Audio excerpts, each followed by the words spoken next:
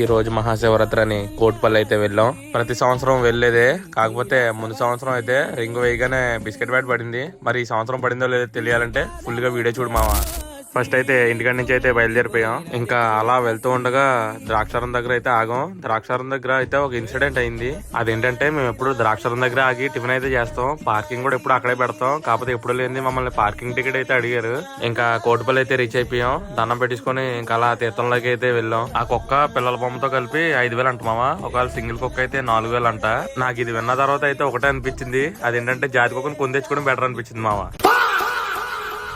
ఇంకా పాములు కూడా చూసేసి ఆ తర్వాత ఆటాడంగా అయితే వెళ్ళిపోయాను మామ. అదే మామ రింగులాట. మనమైతే ఫస్ట్ రింగే బిస్కెట్ బ్యాట్ కి అయితే వేసాను మామ. మిగతావి ఏం పడలేదు, కాకపోతే మళ్ళీ లాస్ట్ అది పడింది మామ. ఇంకా బిస్కెట్ బ్యాట్లు పట్టుకుని అయితే వెళ్ళిపోతున్నాం మామ. ఇంకా వెళ్ళిపోతూ డిమార్ట్ దగ్గర ఆగి కొన్ని వస్తువులు అయితే కొనుక్కున్నాం మామ. షాపింగ్ అయిపోయిన తర్వాత సాంగ్స్ పెట్టుకుంటూ ఇంటికి అయితే వెళ్ళిపోతున్నాం.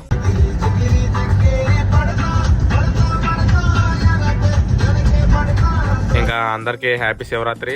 ఇంకా ఇంతే మా వీడియో నచ్చితే లైక్ చేసి ఇన్స్టాగ్రామ్ అయితే ఫాలో చేయండి. అదే యూట్యూబ్ అయితే కొట్టే మావా సబ్స్క్రైబ్.